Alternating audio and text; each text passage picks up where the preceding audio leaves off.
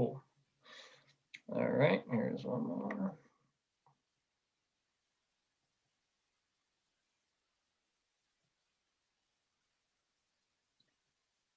Awesome.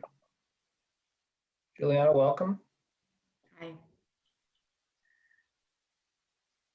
All right. Well, I think let's get started. We might have a straggler or two that kind of hops on the call a little bit later, which is fine. But Aaron, are you there, by the way? Or are you on the phone? I'm here, man. Cool. Thanks. Awesome. Well, we got another one popping in here. Here's Josh.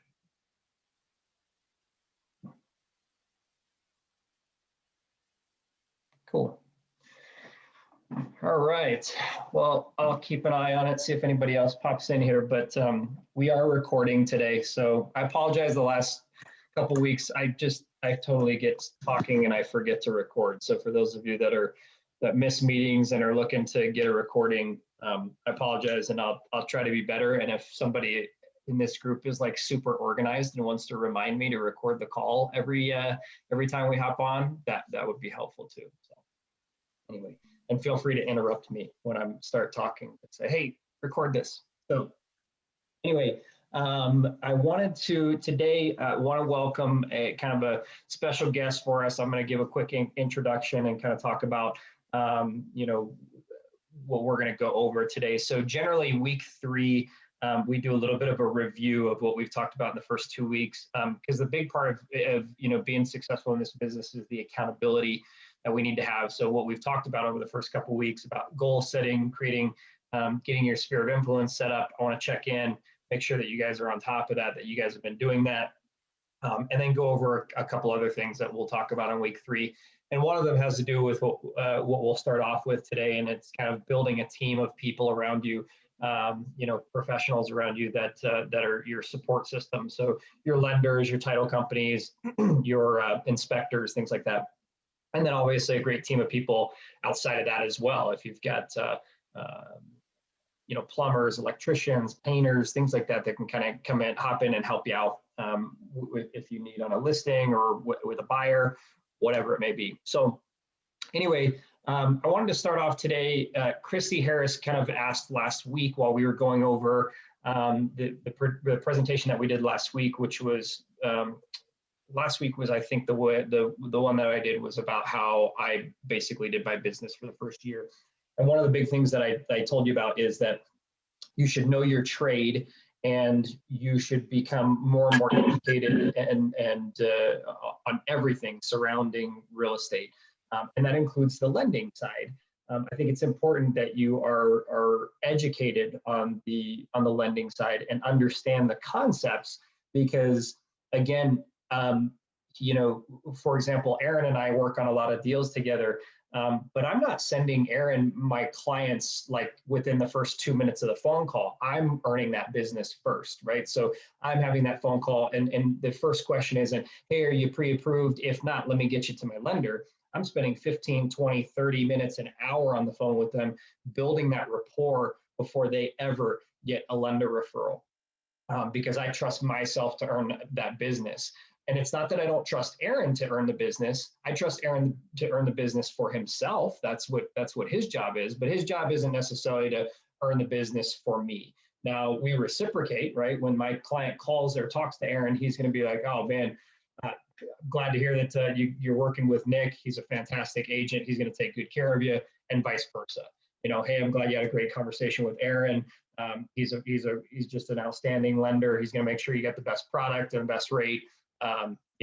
That type of stuff. So that we're going to have that kind of reciprocal referral. But at the same time, what I don't want to do is not give an opportunity essentially to build rapport with that person and send them to my lender right away. Okay, so in order to do that, and the other thing is there's a lot of people that you're going to talk to that aren't ready to talk to a lender. They're a little bit nervous about talking to a lender because they think, well, they're going to pull my credit and I'm not really ready for that yet. Okay, well, first of all they have to do is tell the lender, don't pull my credit yet. I don't want my credit pulled yet. Okay, now without a credit pull, Aaron can't really run a file and can't really pre-approve anybody, but you can at least get the process started.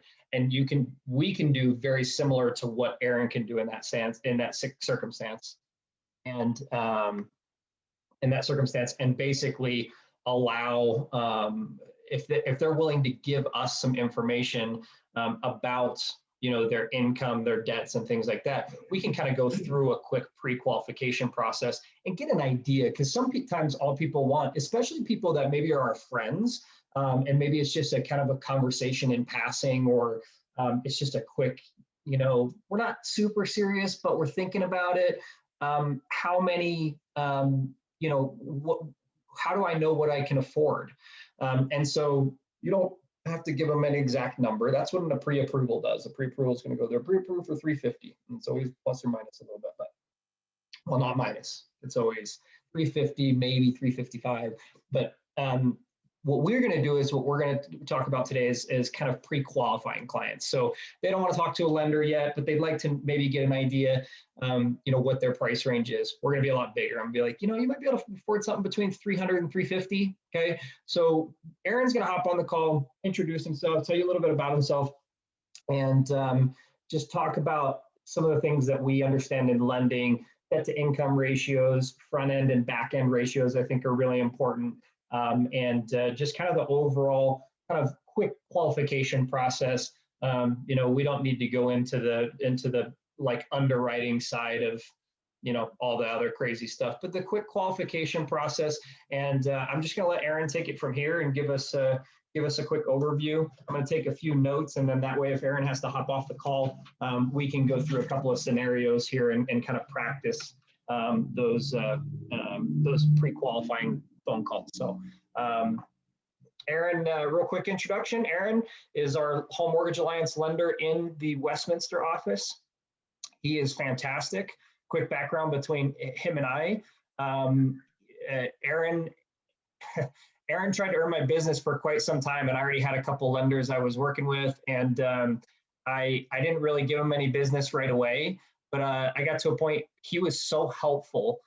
Even when I wasn't using him, he was always answering my questions. We had offices like 2 doors apart.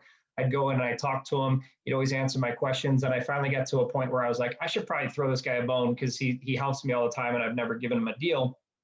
And one of the most standout things that Aaron did for me that I won't forget, because I think this is the turning point that earned him my business, was we had a deal that was going on that it was with another HMA loan officer that kept telling me, this deal can't get done, this deal can't get done, this deal can't get done. And Aaron basically said, hey man, I don't understand why it can't get done. And unfortunately, I can't take the deal because, this other HMA rep is a colleague of mine, but I recommend you get a second opinion and talk to somebody else, because I don't see why it couldn't get done. And sure enough, we went to another lender, got it done, and I was closed like 40 days after that phone call. So, and that deal had been held off for months and months and months by this particular agent that was telling me it couldn't be done. And literally within 10 days of leaving that agent, we were under contract on something else and closed 30 days later. So that was a big turning point for me. I felt like, that was when Aaron was looking out for me and looking out for my deal, regardless of whether or not he got paid on it. And that's the mentality I've seen in the last few years after him earning my business. He's always been like that. Whether or not he gets the deal is irrelevant. He wants to create that relationship with you. He's incredibly knowledgeable. He knows his product really well. I don't really go to anybody else. So without further ado, Aaron, take it from here. Wow. That was an awesome introduction, Nick. I really appreciate that. But yeah, I mean, I'm always there to help you guys out. At the end of the day, I love what I do, and I think that that's really my why. I've been doing this now for about 6 years. I started in the Aurora office with HMA. I've always been with HMA, Home Mortgage Alliance, but I started down in the Aurora office for about 3.5 years on Quincy and Parker. I was driving from Wheat Ridge to Quincy and Parker at 8 a.m. and 5 p.m. and it was just a mess. So a spot opened up in Westminster. I took it, and I love the office. It's awesome. So Nick asked me to come on today and just talk a little bit about debt to income and some of the really important questions that you could be asking up front. Obviously, if the customers are willing to share their financial information, but just that great notes make great leads and files, and it manages your time as far as, if you could ask and understand 3 questions that take 5 minutes to answer, it could really end up saving you hours of time and miles of just, carting these clients around if they're just not quite ready yet, or to really set the expectation. Like Nick said, I mean, he'll call me and it takes a while to learn this stuff. I mean, when he says that he's been in my office for conversations, we've had hours of conversations about loan product knowledge. So that isn't necessarily what I'm here to do today, but just to really kind of lay out some simple things in the mechanics, and generally what the overall feel is when you get some answers to some basic questions. So if you don't mind, I put together a short little PowerPoint presentation. It does have some examples that I've just kind of drummed up to help paint the picture for this. So let me know if you guys can see this. We good? All right. So I'll call this fact finding, and really what we're doing here is we're just finding the facts. And like when you're talking to your clients, there's little things that they can say that you might want to take note of, because it could very well be a pretty big thing that could come into play. So first of all, what is debt to income, right? You'll hear it be called DTI. It's actually extremely simple to calculate.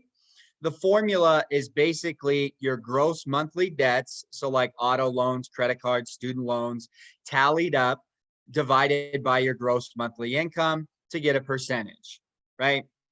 The general rule of thumb to get an idea of what someone will qualify for is gross monthly income divided by 2. So if it's 5,000 a month, you divide it by 2, that's 2,500 minus the gross monthly debts. So if that's $600, then that's what you theoretically would qualify for to buy a house. So there's 2 different types of ratios that a lender is really going to look at. The first is called the front end ratio, which is really just the proposed housing payment divided by their gross monthly income. So the house itself, what is that going to cost in regards to their gross income? So lenders, ideally, this ratio should be below 45% for FHA and at or below 38% for conventional. Okay. So in other words, if somebody only has, let's say they don't have any debt, or maybe they have one credit card that they pay off, it doesn't necessarily mean that the rule of thumb is going to work, right? Half of their monthly income, specifically because of the front end ratio. So the back end ratio are the monthly debts plus the proposed housing payment. So debts plus front end divided by the gross monthly income. Ideally, this ratio should really be at or below 55% for FHA and 47% for conventional. So that's all great and good to know, but how do we actually put it into practice? So I put together a few examples that do get more complex, and just if it's too much, it's not my intention to kind of confuse you. So I'm glad that Nick is recording this, and I'm happy to provide this PowerPoint to you. And in case it goes a little quick, just let me know, and I'll give it to Nick and he can kind of share it. But let's say that George makes $5,000 a month gross income. That's $60,000 a year. Okay. And has $600 in monthly debts. Well, it's fair to say that'll likely be qualified for a housing payment of roughly $1,900, which roughly is about $310 to $350, somewhere around there with today's rates. Obviously, I have to put the little depending on down payment loan program. I'm not offering a pre-approval just because I know he makes $5,000 a month and has 600 in monthly debts. But the way that the mechanics behind this real example are the front end ratio is 38%, right? So we're good because we're below 45 and 38. So that's 1,900 divided by the gross monthly income, right? Because if half the gross is 2,500, we subtract the 600 in monthly debts. So the back end ratio is 50%. That's $600 a month in debts plus the proposed housing payment of 1,900 equals 2,500 over 5,000. In this scenario, it would be a great FHA loan. This would likely go all day. Okay. With lack of, obviously there's other things, but if Nick were to say, look, I got a guy, he makes $5,000 a month. He's got 600 monthly debts. We probably a $1,900 mortgage payment. I'm going to say we're probably looking at 310 to 350. Have him give me a call. Let's get him going. Right. That's somebody that could potentially turn into a really hot lead right away. Yes, that basically, yes, the housing payment is PITIA. So great question, Terry. So principal, interest, taxes, insurance, and HOA dues. So the proposed housing payment is the full proposed housing payment. So it would include all of those items. And I guess I could have, I should have put that in there, PITIA. But yeah, so the total housing payment would be about 1,900. In this scenario though, we might be able to squeeze a little extra for some wiggle room there, which is why I said 310 to 350,000. So it's basically there to understand how this situation is really straightforward, right? It's a pretty simple situation to comprehend. They're not all like that. Okay. So here's another scenario. Okay. So Sally and Frank want to purchase their first home and want a housing payment no higher than $2,000 a month. They mentioned that they're both currently employed full time. Sally says she makes $18 an hour and works 40 hours a week. Frank says he makes a salary of $50,000 a year. Sally says she has a car payment that is $275 a month and has a couple credit cards that are about $50 a month. She usually pays them off at the end of the month though.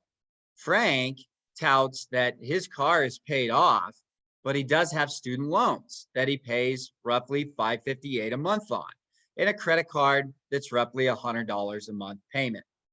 So in this scenario, what are the DTI ratios, and would they qualify for a housing payment of $2,000 a month? Well, the mathematics, if they both work full time, we can assume that Sally makes $18 an hour and works 40 hours a week. So it's $18 per hour multiplied by 40 hours per week, multiplied by 52 weeks in the year, divided by 12, equals a gross monthly income of $3,120. Whereas Frank's salary is pretty straightforward. You take the salary divided by 12, which is roughly $4,166 monthly gross. Combined gross income is about $7,286. Now we're going to tally up the debts, right? So with this general information that you might be able to get right away, you just want to make note of these things. The mathematic formulas are pretty straightforward. And that will give you the first part of the debt to income ratio, which is the gross monthly income. Okay. Sally mentioned that her car payment of $275 a month, plus the $50 per month credit cards, totals $325 a month. Okay.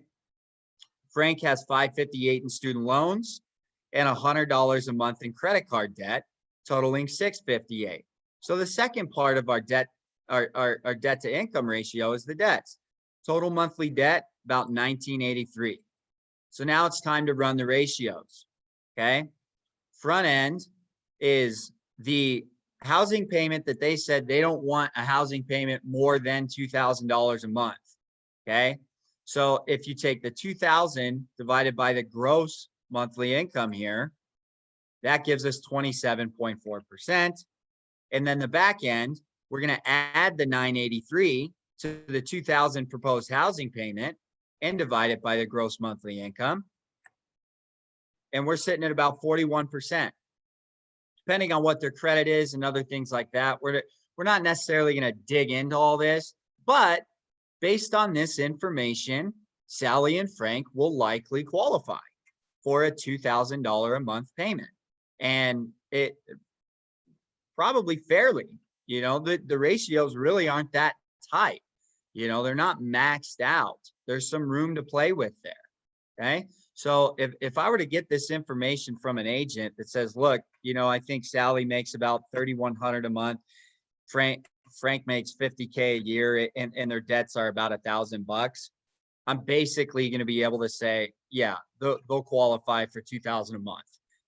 Let's get a credit report. There's obviously the caveats and the disclosures. Not everybody's going to qualify, but for the interview process, this is a huge chunk of information that, Nick and other agents might go and show them this house now. Maybe they got the call that said, hey, will you show me this house? And that's how they got the lead. Somehow in the midst of that, they were able to peel some of this information off. Give me a call real quick. And I say, yeah, I think that's going to work out, have some fun and have them call me afterwards or whatever you want to do. Right. It's a lot of the application already. Okay. Now, a little bit more complex. Now we'll move into something just a little bit bigger where, this is where you might want to know a little bit more about lending, but I wanted to throw another scenario out there. These are 3 extremely common scenarios. Okay. So John and Alice are looking to purchase their home with extra space for Alice's retired grandmother, Karen, who plans to move in with them. They mentioned that they filed for bankruptcy 3 years ago, but their credit is back on track and are excited to proceed. John is a salary employee and makes $75,000 a year, and Alice started her own business in January of this year. Alice says that her business has been quite lucrative and has been taking home roughly $7,000 a month after expenses. John and Alice say they accumulated 2 auto loans and 3 credit cards together since their bankruptcy and think their debts total about $1,200 a month. With Alice's new lucrative business, they want to place an offer on a home that will come with an estimated payment of $2,500 a month. Based on this scenario, what do you think Alice and John will qualify for? And what thoughts does this scenario give you? So go ahead and type the thoughts in here. Is there anything that stood out? Go ahead and type your thoughts in the comments or in the chat bar. Anything in this scenario that stands out that might be something to take note of.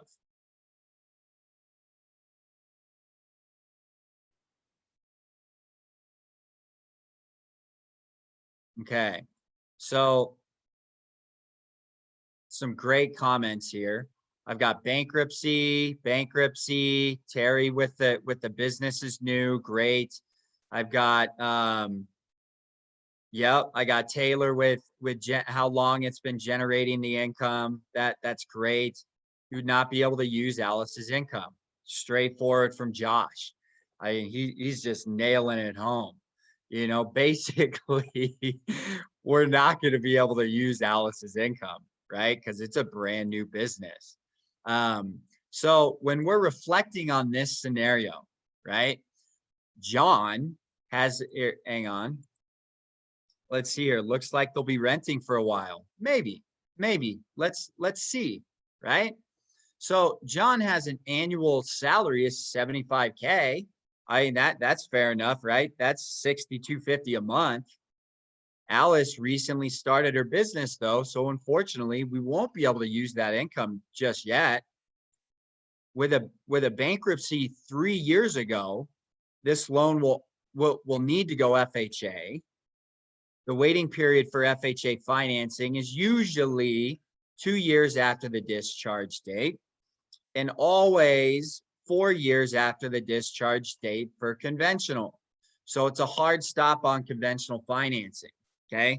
And again, not going to get into loan product knowledge. I will leave that door open to any of you who want to understand the differences between these products thoroughly, and really just you won't be able to understand it all in one class. But running the math, we currently have 6,250 in usable income, right?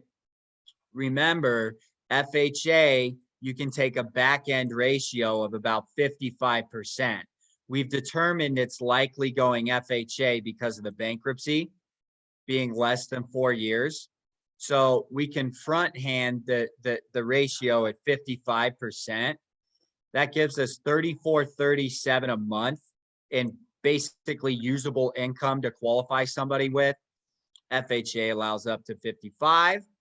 Since their debts are joint, right? Removing Alice from the loan because we're not adding income isn't really going to help because all their debts are joint. So for this situation, you know, we're going to just leave it as is.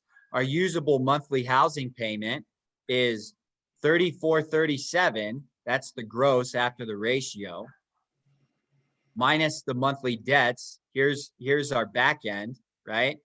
And that leaves us with 2237 to work with. Okay, but they really want to put an offer in, right? They're ready to go. So so far they won't qualify, right, for 2,500 a month. How much more income would we really need to make this work? Theoretically, if we're doubling the difference, we need about 526, right? Because that would peel us up to 2,500, but we need to show twice that amount in income without adding debt or in additional to debt. What about grandma, right? The trigger word there was grandma, right? Because she's retired.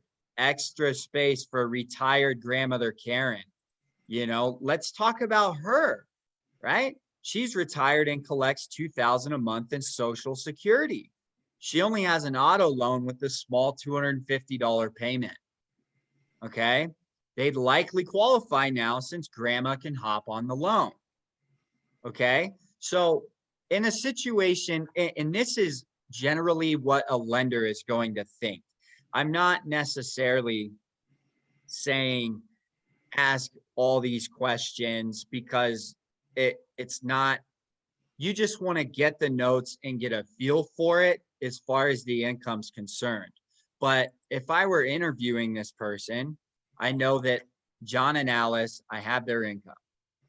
And they want extra space for a retired grandmother Karen, right? Well, all of those really good questions that you guys asked in the chat box, you know, bankruptcy and can't use Alice's income and stuff like that. I mean, you don't necessarily want to talk them off the edge because they're ready to go, right? You don't want to say, oh, they're probably they're probably not going to qualify, and Alice can add pretty much any amount cash down.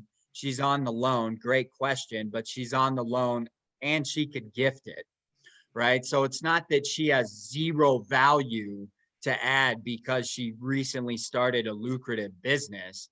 It's just as far as the loan goes in qualifying income, it's a little bit of an obstacle, but we don't want to talk them down from this. Oh, that's great. That is so awesome, Alice, that you started this business. What's that like? What kind of business do you do? 7 grand after expenses? My goodness. Get that optimism really, really going. Write down that grandma's also going to live with them, and know in your head that they're not going to be able to use Alice's income quite yet. And maybe that's something where you're brainstorming when you call the lender, like Nick would call me, or other. I'm sorry, I keep saying Nick. It's just his class here. But a common scenario would be, look, Alice started a business. I don't think we can use her income, but John makes 75K a year, and their grandma's going to live with them, who's retired. She probably collects Social Security. The comfort in this scenario, though it's rocky, right? There's a little dings in here. We got a bankruptcy, we have a new business, and there's some things that stand out that may make you think it's not going to work. But in actuality, this is an extremely strong loan. Okay.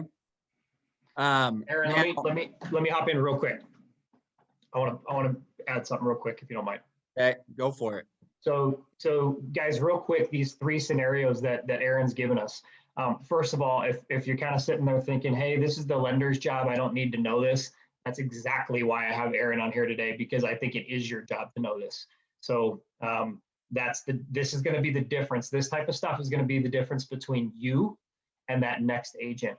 Because if the first question they ask you when they call you is, hey, I don't even know where to begin. I'm brand new. I want to buy a house, but I don't even know what I could afford. I don't even know. Again, if you just immediately send that to a lender, you haven't built any rapport with that person. If you don't have the ability to do this type of stuff and keep them on the phone, because that's the only question they have for you, is I don't even know where to begin. I don't know how much I can qualify for. I don't even know what type of houses I should be looking at. You should go through this process with them. And once you do that, you've kind of locked them in, because I promise you, if they're calling to interview lenders and you spend 5 minutes, 10 minutes on the phone with them, just kind of building normal rapport. Okay, that's great. Well, what do you do for work? That kind of stuff. And then they call me because they're interviewing people, and I spend 45 minutes with them, and I give them a range. Hey, this is exactly what you should be looking for. And I set up a portal for them. And then I get them over to Aaron. They're going to use me. They're going to think, wow, that person just gave us, they were just much more informational, and they were much more knowledgeable. And maybe knowledgeable isn't the case. Maybe you guys know this, but you go, you know what, that's not really my scope of practice. It's not really what I should be doing. Well, I'm going to completely disagree with you. You absolutely should be doing this. And the other thing is example number 3. Example number 3 is something where I go, okay, this is a little bit, and again, because I study it so much, like I understand what scenario 3, what is happening here with scenario 3, but this gets a little bit to that next level. And that's where you say, hey, you know what? There's a lot going on here, but there might be a way. Let me get you with my lender. He's extremely good at working with, special scenarios, things like that, because I will tell you, there's also lenders out here that would see that scenario right there and they'd shoot it down. They go, no, we just can't use the wife's income. She just doesn't have, and they don't think outside the box. They don't think, what else can we do? Can we get grandma on the loan? Okay. And that's what people like Aaron and I are doing. I am finding a way to get you qualified. Who else could co-sign for you? That's probably a very common question with Aaron. Do you have a co-sign? Is there anybody else I could hop on the loan with you? What about mom? What about dad? Can you get a gift? Tons of questions that overcome no. I hate being told no, okay, because Right. No is not a good answer. No means no, never. I want to hear not right now, but with this, here's what we could do. I want a game plan. I want a structure that gets me to yes, not just no. And there are tons of lenders out there that will just tell you no. Okay. So these are extremely important scenarios to understand and know which ones you can maybe handle and then get over to a lender, and which ones you should maybe just step back and go, you know what, there's a lot going on here. I think it's probably best to get you in front of a lender. They don't have to pull credit if you're not ready, but let's just get your scenario in front of them and get them working numbers. Okay. So Terry, I think you got a question there. Aaron can answer that, but yeah, generally a couple years of business income. But Aaron, you can hop on that. So generally speaking, in this scenario, this is really why and I'm sorry that I put this out there, but you wouldn't believe how common something like this really is. And it's just something that I guarantee if you haven't ran into it, you will run into a John and Alice and a Karen. But in this scenario, the product knowledge would be 2 years, right? Because it's FHA, right? 2 years, when you're starting a business, you have to be in business for a minimum period of 2 years with 2 years of tax returns. And the reason, and it won't go conventional, right? Because of the bankruptcy. So in this scenario, Terry, it would be 2 years, okay? If they didn't have a bankruptcy, it would be an absolute minimum period of 1 year calendar tax returns, but I really don't want to get into what it takes to do that.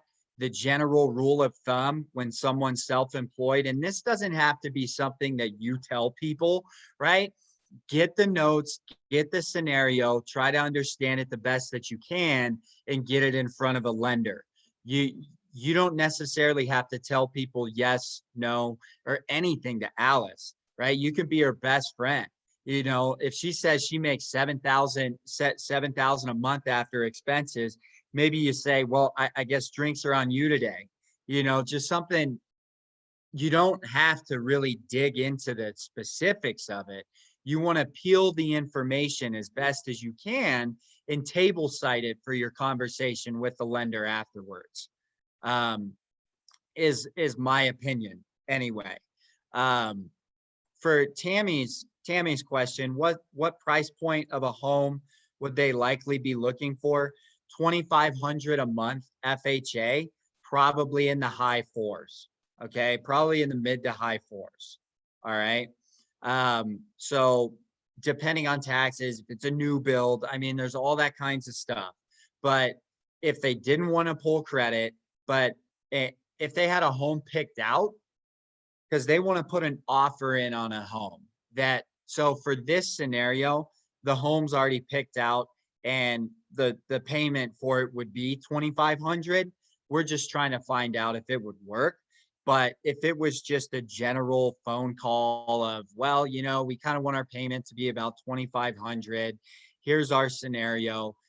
You're probably going to be looking in the mid to the high fours, depending on some other things. I mean, these scenarios could be 2 to 3 pages long, right? The lender's interview with the client is so much more in depth. I mean, because we have to be.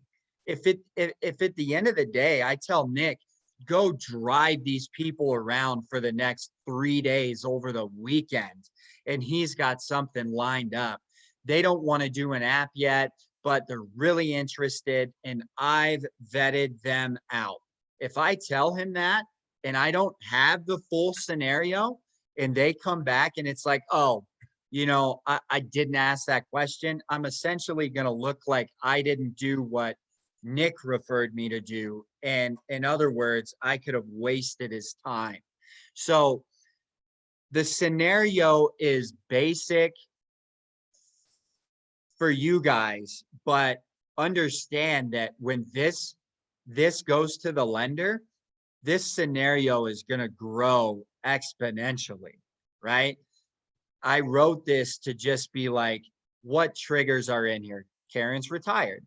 John's on salary. Alice has a new business and they have a BK 3 years ago. Do they qualify for 2,500? Well, if Alice makes, or if Karen makes 22 grand a month, probably, you know, let's put grandma on there if she has Social Security, you know, and it's probably going to work, right? Let's take it to the next level. Let's fill in the missing pieces. Let's turn it into an application, hopefully. So I hope that this was helpful. And I know that, we start with basic with George, a little bit more. We have two borrowers with Sally and Frank. We have to shorthand hourly, full time, 52 weeks in a year. We have to add the incomes. We add some debts, right? We come out with some ratios. It's an ideal situation for Sally and Frank. We have a little bit of noise with John and Alice, but they have Karen who might be able to help. And even if Karen wasn't moving in with them, Karen might be willing to hop on it, right? And again, getting into the product knowledge stuff, there would be some additional things. So that's how it would grow. But just write down retired grandmother Karen, who would be willing to help, or who would move in with them, basically.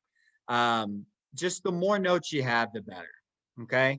So lastly, I don't want to take all the time today, but I will provide this PowerPoint to Nick, who can share it with you guys, or include it. I'm happy to do that. All right. So debt to income. Let's recap. The general rule of thumb is gross monthly income divided by 2 minus monthly debts equals qualifying payment. And for Terry, I'll put this in there, equals qualifying PITIA, right? That is really important. That is not principal and interest. That's the whole shabazz, okay? And I do need to say that, first of all, it's extremely important that you never tell someone they won't qualify or discourage an application, because that would require a formal letter of denial per the CFPB. Okay. So the purpose of these scenarios is simply to understand the mechanics behind DTI, common questions and scenarios. Okay. Always encourage clients to fill out a formal application with the lender regardless. All right.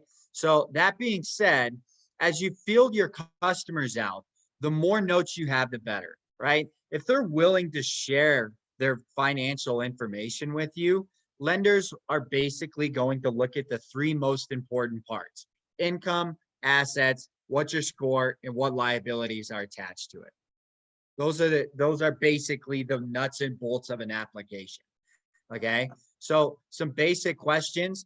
What's the purpose? What's the purpose of purchasing this home? Is it a primary? Is it an investment? Is it a second home? Right? Those all come down with different requirements. So, and I'm happy to discuss product knowledge with you at any time. So, what do they want their monthly payment to be? That's huge. How much money do they have to put down? Another huge one. What do you do for employment? Are you self-employed? How long have you been doing it for? If they're self-employed, do they file taxes? How long have they been self-employed for? So, what is their hourly rate, annual salary, blah, blah, blah, blah, blah.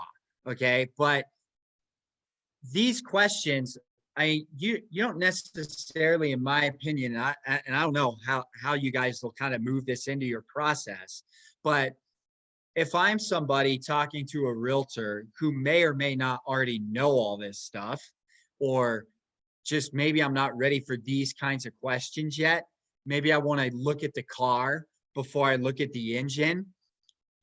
Some people buy a car because of the engine. Most people buy a car because of its look, right? So I just kind of see that as the realtor sells the car, the lender sells the engine, right? So if you're leading off with these, I don't know how the customer is gonna take that in, right? You probably want it to be really casual, but oh, you're in the IT department at Oracle? That's great. That's awesome. Maybe they don't want to talk about really anything else. I have good employment. I'm IT at Oracle. Well, Glassdoor.com, Google, what does the average person make working in IT at Oracle? Some of this stuff, you can at least get a general gist of what they make. And you'll have to kind of feel it out how you want to use these questions. But to really understand if somebody's going to qualify or not and give it a pretty good shake, you'll have to have answers to most of these, right? So I just wanted to throw them out there because these questions develop these scenarios. Okay.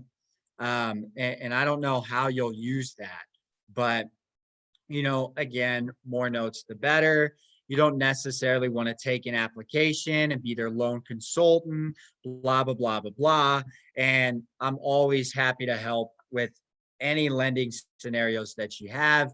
And I love talking product knowledge. It helps me learn and it helps you learn. Okay. So I'll just open it up for questions, and that's pretty much all I got for you. But just let me know.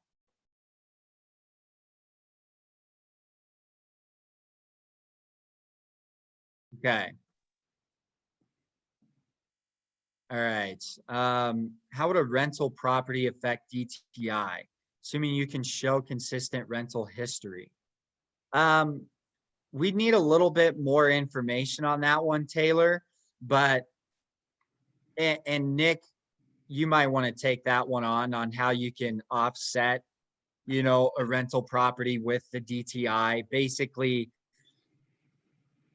there's several ways, right? You can have a leaser already in place who's paying actively that will supplement the payment, right? So if I'm going to buy a rental property and it already has a leaser in it, I can utilize that income so long as it's renewable, which will help me qualify by offsetting the cost of the mortgage on that property.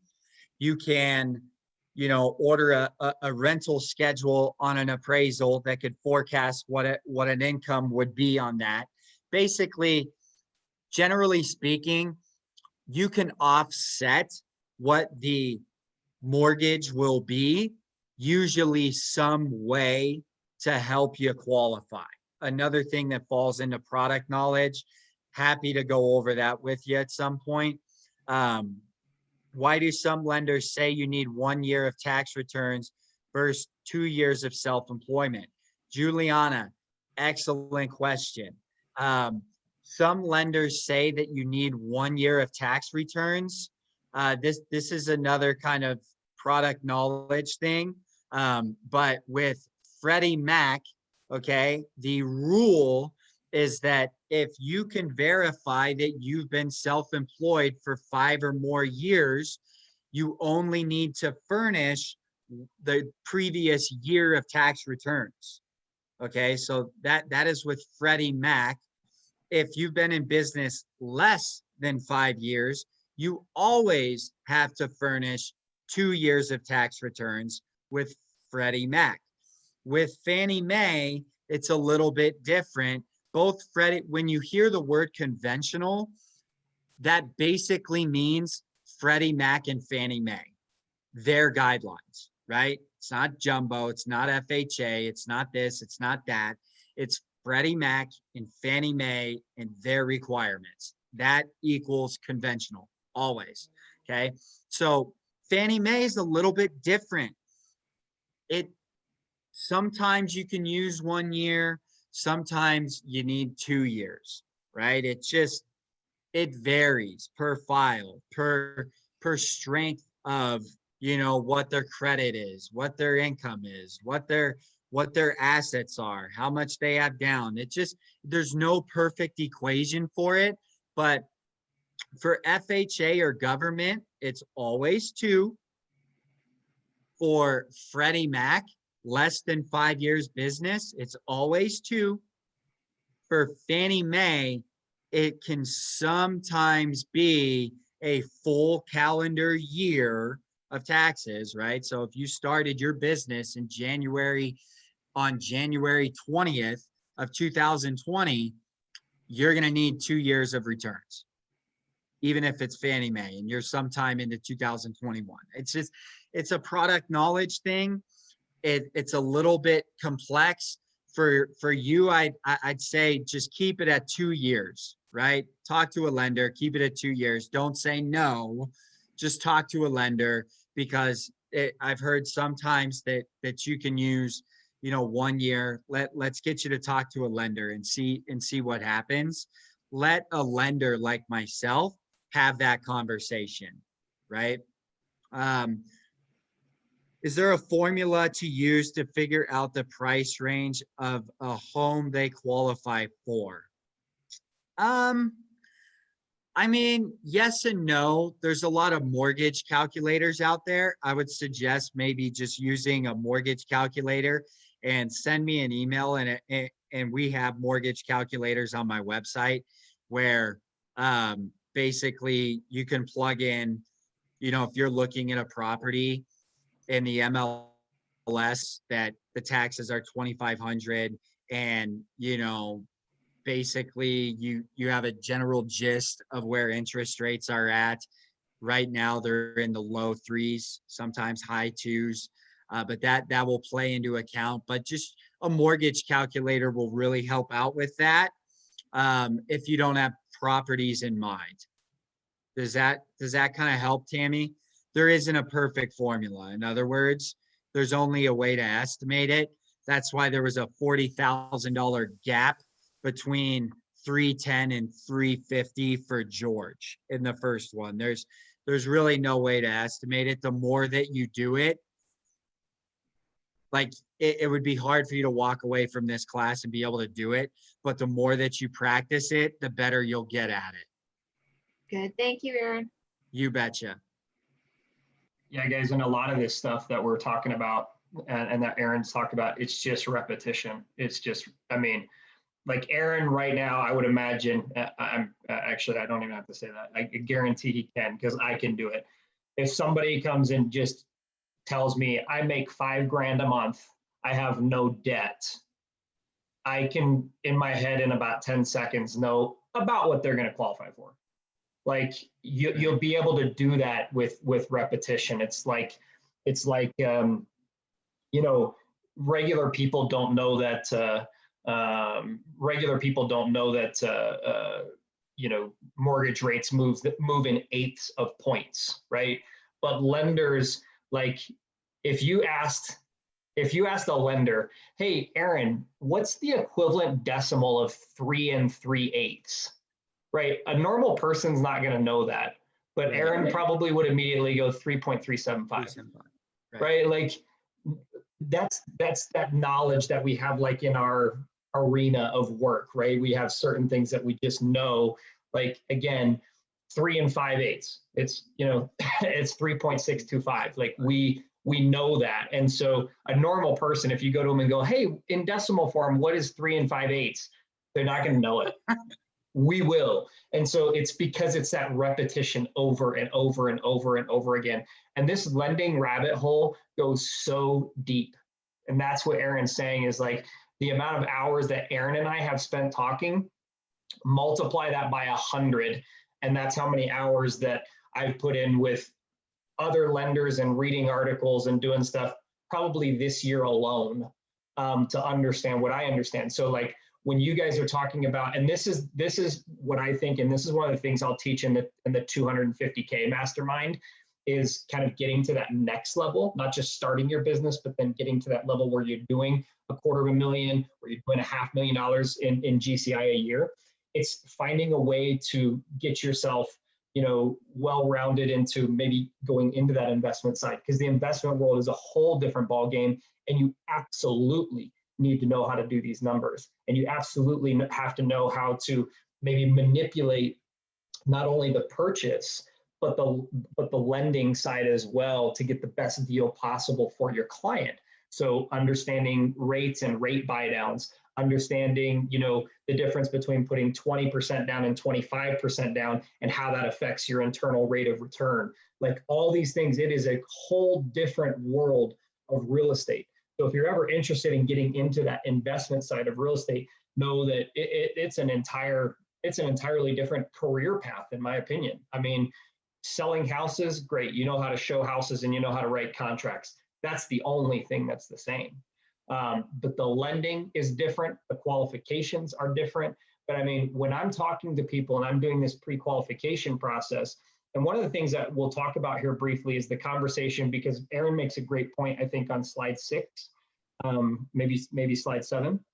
But it's the,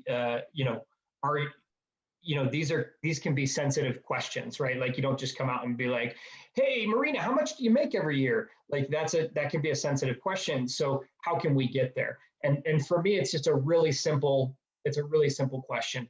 I'm talking with Aaron and I say, hey, Aaron, I know you're interested in wondering, how much home you can afford. There's a couple ways we can do that. One, I can get you with a lender and you can go through the pre-approval process. You can submit all your paperwork and you can take care of it that way, and they'll give you a really good understanding and kind of pinpoint right where you need to be. The other way, if you don't want to go through that process, I can help you. Here's how. Okay, if you don't mind and if you're comfortable with it, if you would disclose to me your incomes and your debts, I can get an idea and kind of get a range of where you would be. It's that simple.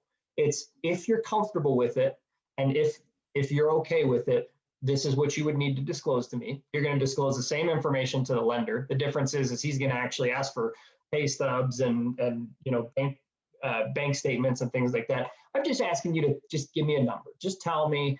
And I always tell them there's no reason to lie about it because ultimately it has to go through a lender anyway. So if you tell me you make $7,000, the lender goes, no, they make $5,000 a month. It doesn't really do them any good. Okay. And so because you will get calls like this. And again, I think it's great that Aaron makes a point here that says it's extremely important never to tell somebody they won't qualify. I never tell somebody that. And I've talked to plenty of people that I know will not qualify. Okay. They call me up and they go, hey, so, I make $18 an hour, and we've already seen what $18 an hour gets you. Not much. Okay. $18 an hour is just over $3K a month. Okay. You divide that in half, we're down to $1,500 a month.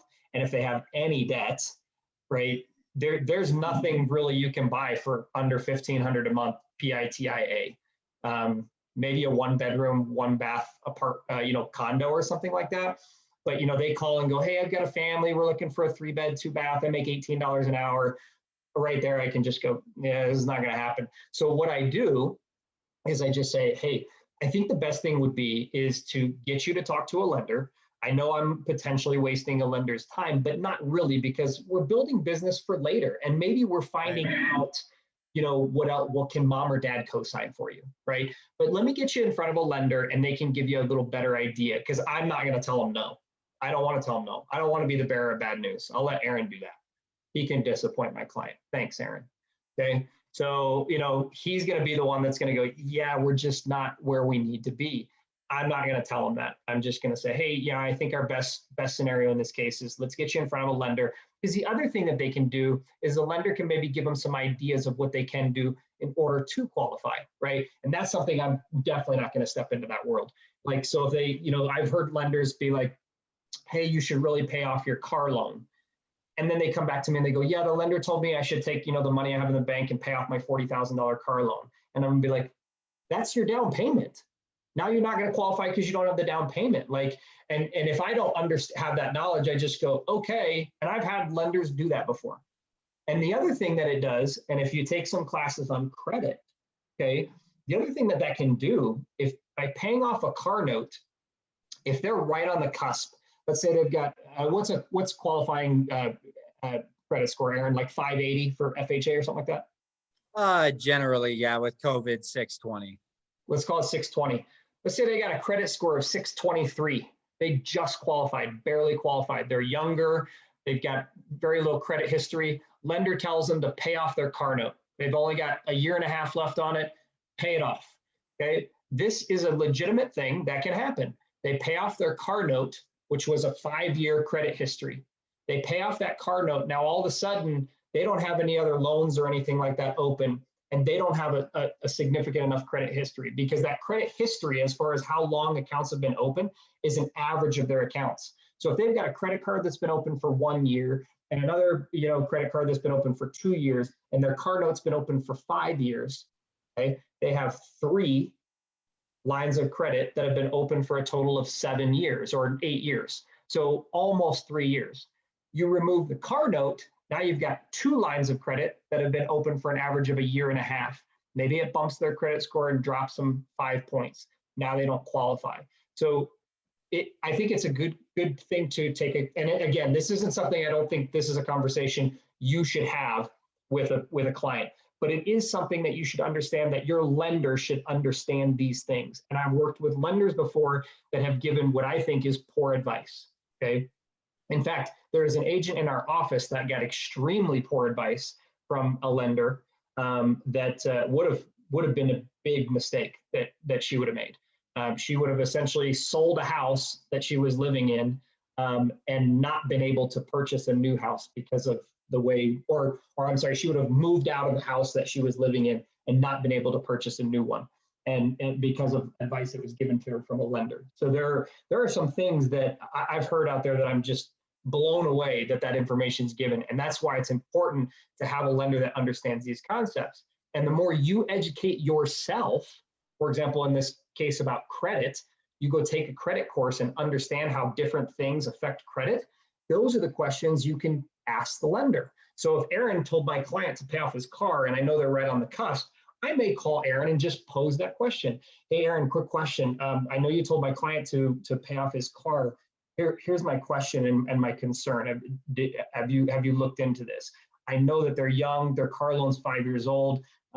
They said the only other credit card they have, and you even told me they only have 2 trade lines. That's why their credit is so low. If he pays off his 5-year car note, is that going to affect his credit, right? And that's the question that I may pose to Aaron. And he may say, no, it's not going to be an issue. Or he may say, that's a good point. Let's look into that. And 2 collective minds that understand the concepts working together is what's going to give you and your client the best service. So again, the more you know and the more knowledge that you have regarding all of these things, the lending, the market statistics, title work, that's something that I need to work on. Title just doesn't make any sense to me. I think title is such a weird concept to me. But if you feel like that at all with any of these things, it's something that you should learn. So if you go, yeah, this is just above and beyond what I think I should, that's why I'm not a lender. I became a real estate agent because I'm not a numbers person. I'm not a lender. I still think it's important. Doesn't mean you're not going to be successful without it. It just means that, you're going to do deals with the people that trust you, but the people that are interviewing multiple agents, you're going to lose deals because you're not going to come off as knowledgeable as maybe the next person. So anyway, I think unless anybody else, unless you got more questions for Aaron, Aaron, I appreciate you joining us today. Awesome information. This is exactly what I was looking for.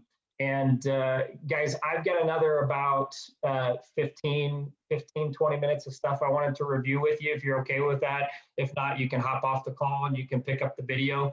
Aaron, you can either hang out or you're good to go. All right. Thank you, guys. I do got to run. I apologize, but I'll get the PowerPoint to you, Nick, and I really appreciate you having me on today. So sure. Reach Aaron, out to me at any time. Again? What's up? You make me host again, not the one with my video. Make the other one, the one that just says Nick Paynes. Make that one host.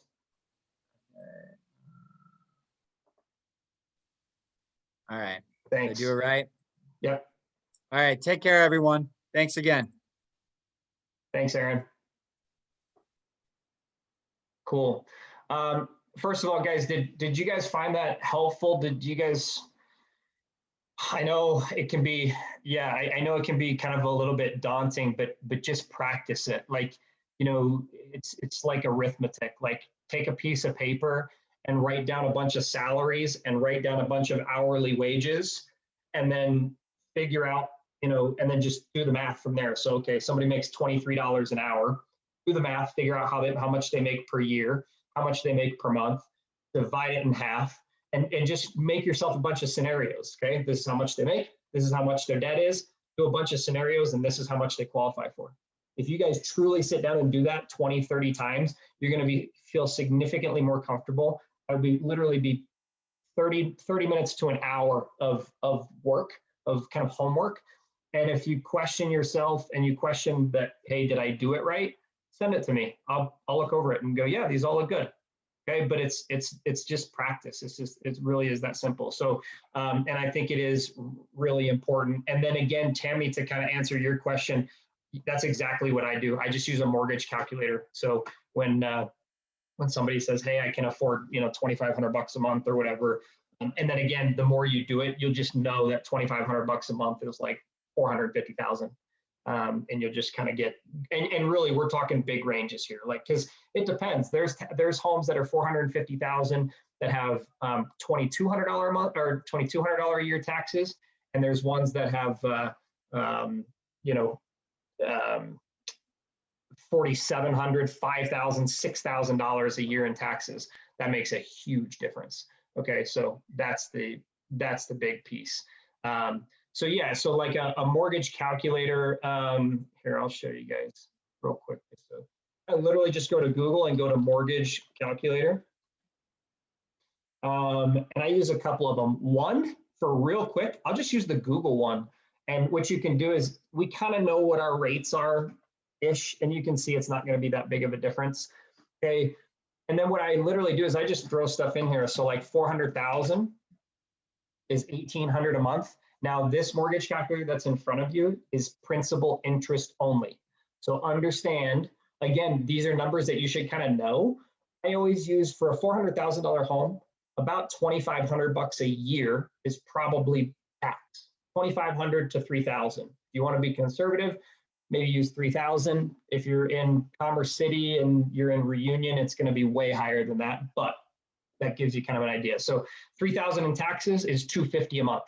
So now we're up to 2,050, okay, $2,050.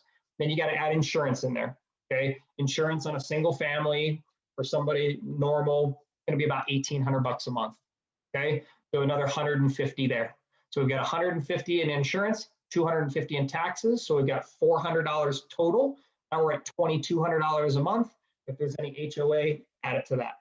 Okay, so you got to add back in your taxes, your insurance, things like that. The other thing you'd have to add in here is your MI if they're not putting 20% down. And that's where I use mortgagecalculator.org. Okay, so mortgagecalculator.org is this website, and I love it.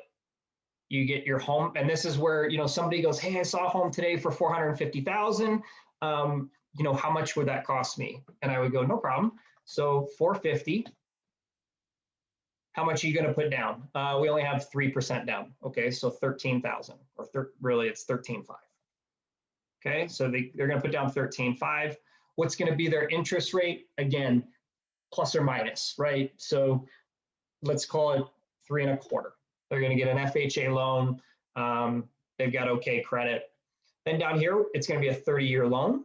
Here we can actually put in the property taxes. So I use this calculator when somebody brings up a home in the MLS. They go, "Hey, I like this home. How much is it going to cost me?" I can get them a really, really good number, right? Okay, property taxes are $2,586. Okay, homeowners insurance again might be $1,800. Now, MI. This is your knowledge again of MI. Okay, so the more you know about lending, the easier it is to understand what this MI number is going to be. The difference between FHA and conventional, FHA has a standard amount of MI, okay? So it never changes kind of regardless of credit. And that's why people with low credit go FHA, because if they went conventional, the MI could be 2%, which would be massive. With FHA, and I can't remember off the top of my head, it's either 0.8 or 0.85% is the standard MI rate. That is regardless of credit. It doesn't matter. If you get an FHA loan, it's 0.8, I think it's 0.85% is your MI. That's how much mortgage insurance you're going to pay. Conventional, let's say you're a great buyer, you got 800 credit, and you've got a 10% down payment. Again, MI is going to depend on how much down payment you have. If you have a 19% down payment, your MI is going to be minuscule. If you've got a real small down payment, your MI is going to be a little bit higher. But let's say 10% down payment, somebody's got great credit, they may have a 0.35 MI.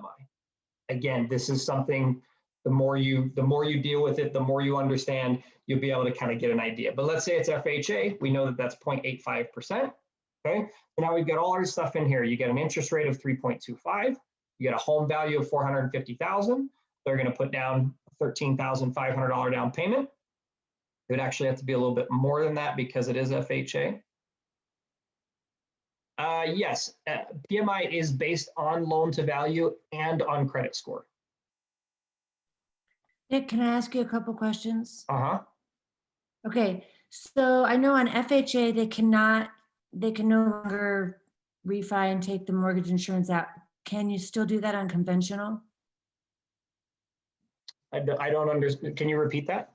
So if you have an FHA loan and you're paying mortgage insurance, the only way to get rid of your mortgage insurance is to refinance into a conventional.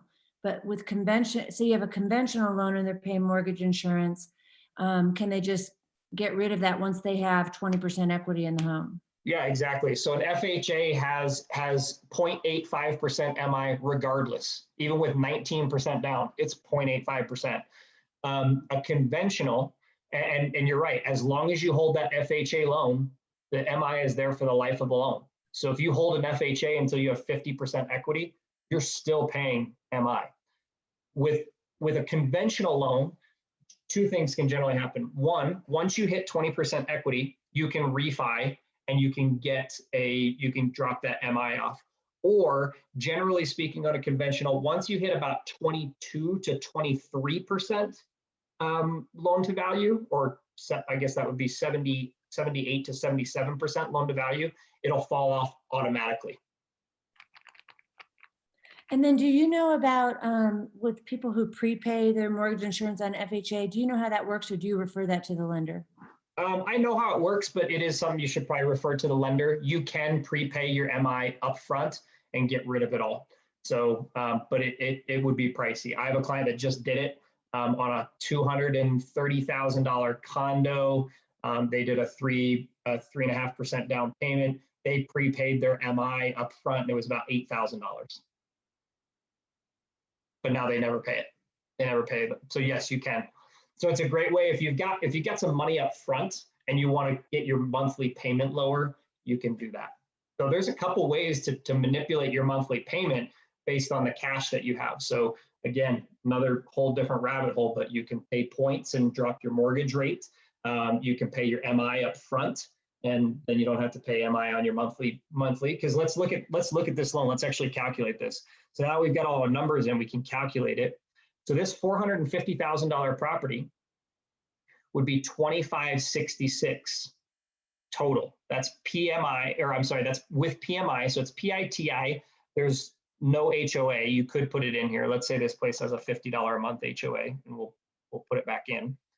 Okay. Now we're $2,616 a month. Okay. You can see where a big portion of that comes from, though. A ton of MI. It's $300 a month in MI. Okay. That's why people are like, man, I should just put 20% down because the MI is, but you gotta have 20% down. And then you can see, so you're going to make 92 payments of MI, right? So in this case, what's that, 8 years? No. Yeah, it is. It's 7.5 years. Okay. And then after 7.5 years, you'll only pay $2,308 because your MI will fall off. This isn't looking at this. You can see here, this doesn't distinguish. In fact, you could change this to FHA if you want to. And then it probably will tell you that the MI is not going to fall off at all. Maybe not. I don't know. So, but yeah, the idea is you should refi out of an FHA. So yeah, so $2,600 a month. So if somebody was like, hey, how much is this house going to cost me? You can get pretty dead on, and you can see even if you manipulate the mortgage rate, even by like a quarter of a percent, it's not going to make a huge difference, right? So 2,616 to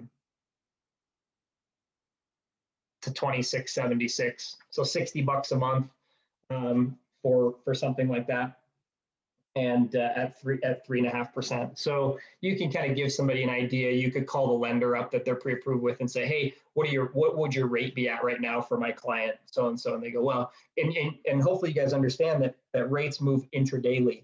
And so, if the lender goes, well, it's at 3.5 right now, but if you're not under contract yet, they can't lock the rate. So it could be 3.25 next week, or it could be 3.75. So you're trying to just give kind of an estimate at this point. And that's why it's so hard to give a pre-approval for an exact amount, because it depends on taxes, it depends on HOA, and depends on on homeowners insurance. And so what's really important with you knowing these numbers is that every single time a client comes up and goes, hey, I really like this house, could I qualify for that? Not referring them to the lender, right? I save Aaron a lot of work by the fact that I don't send, I don't have to request rate sheets from them every time somebody goes, could I afford this house? Learn to do this stuff on your own, and you don't have to call your lender 7 times a day when your clients are saying, is there any way to find out MI for conventional other than just knowing? So when they go through the pre-approval process with a lender, you could potentially ask the lender, hey, what's their MI rate going to be? Because it's based on their down payment and their credit score. So you could say, hey, what's their MI rate going to be? And they'll say, hey, it's probably going to be around 0.4, 0.45. And then you could use the calculator, and you should write this stuff in their file, right? Like, hey, this is what the lender told me. And then that way you can come back to your notes and be like, okay, they want me to calculate this for them. We know that their MI is going to be at 0.45. They're going to use X amount of down payment. This is what the rate's about going to be, or what the rates are at right now. And that way you can provide that service to your client.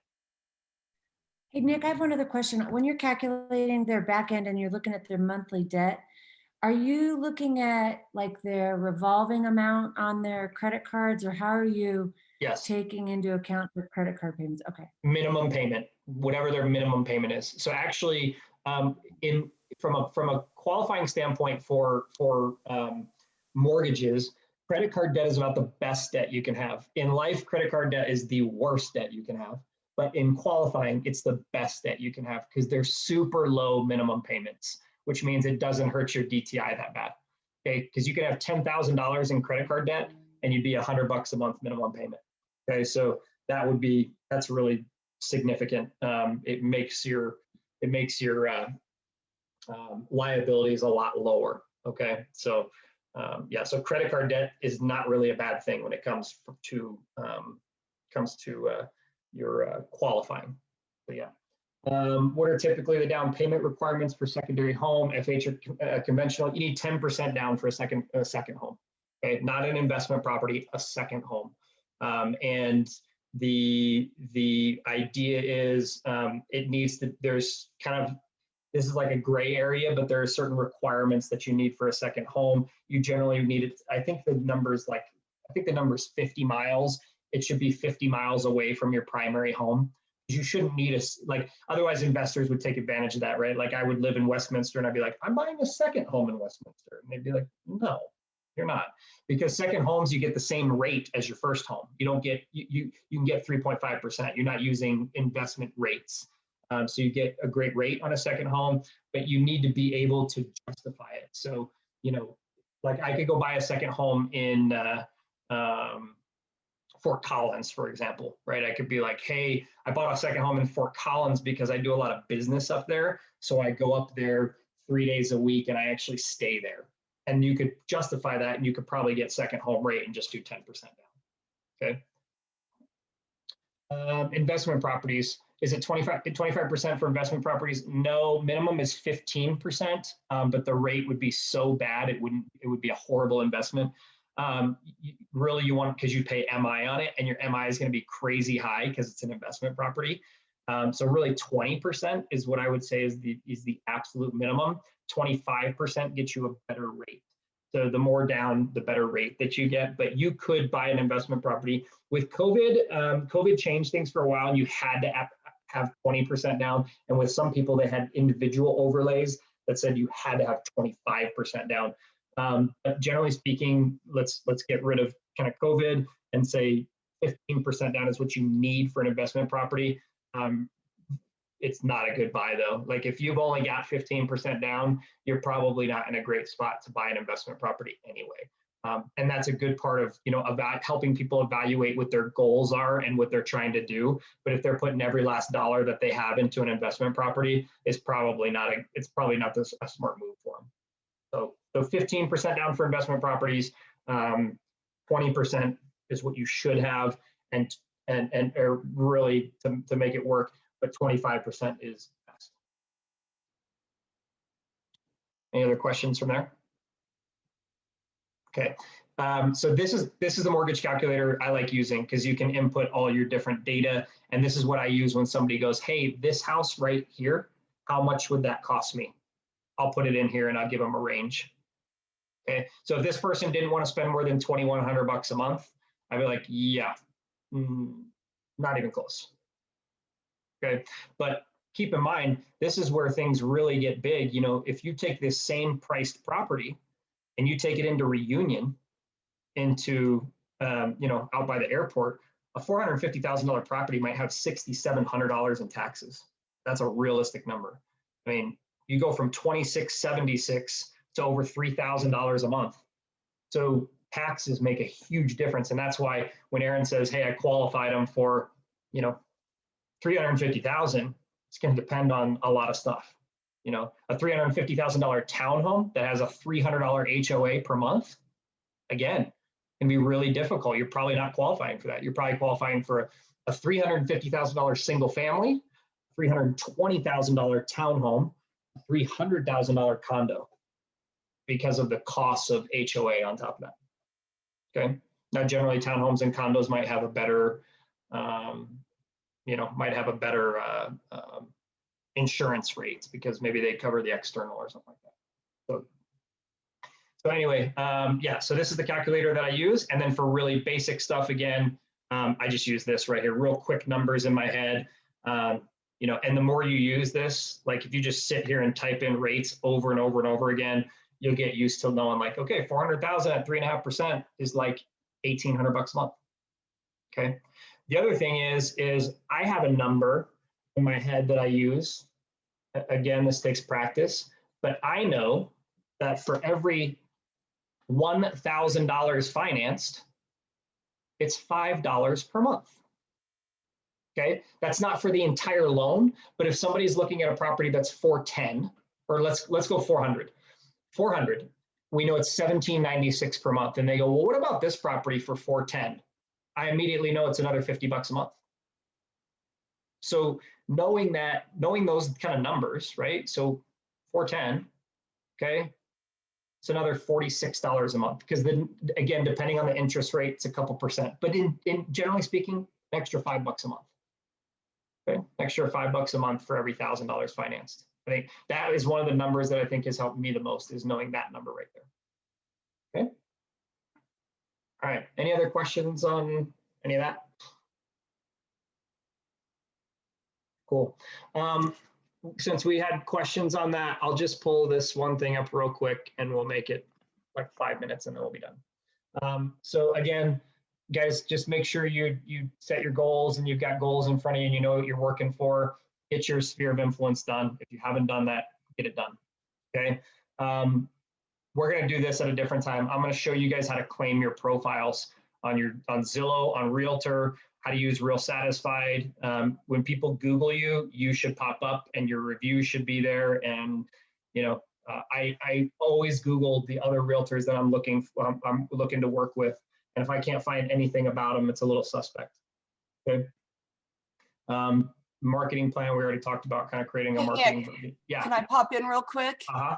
On realtor.com, I'm having massive issues and I've heard from other agents that are having the same thing. You go to set up your profile and all that, and it asks for your place and then your MLS number. It is not your real MLS number. It's some number realtor.com has created. So if it's not working right for you, you have to call them. Took 2 weeks for me to get a call back. Got that part in, now it's still having issues. Just know that it's not you, because of course I always blame myself on this stuff. They have a whole different MLS number. It has nothing to do with anything of you. So just call them. They're the only way you can get that fixed.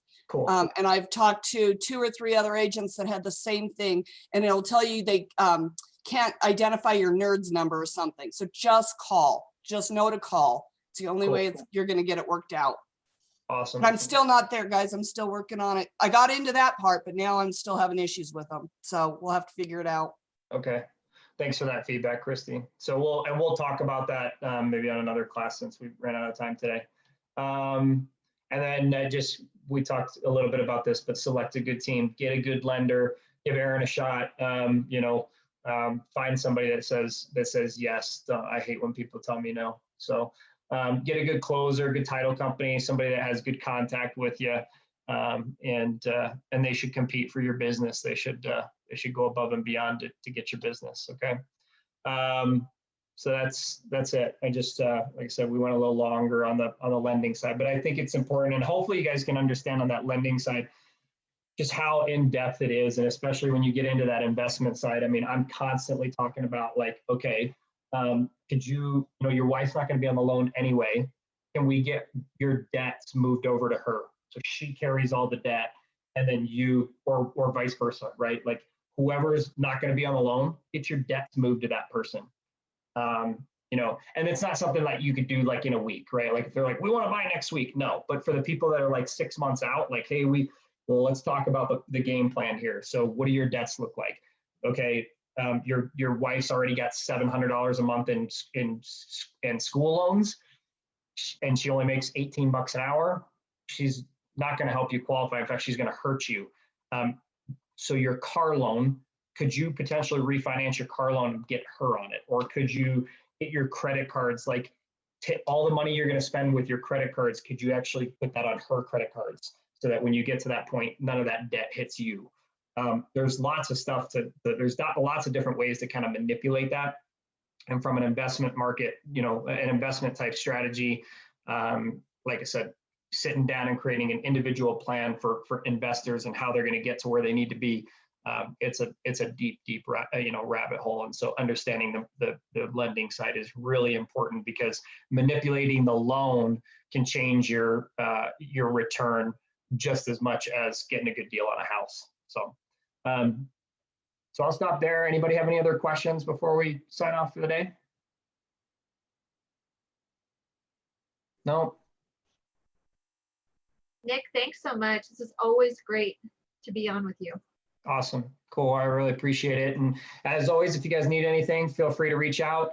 Send me an email if there's anything you'd like to, expand upon, or if there's anything else, any other classes you'd like me to do or cover. And hope you guys have a great week and get some deals done. And we'll talk to you guys soon.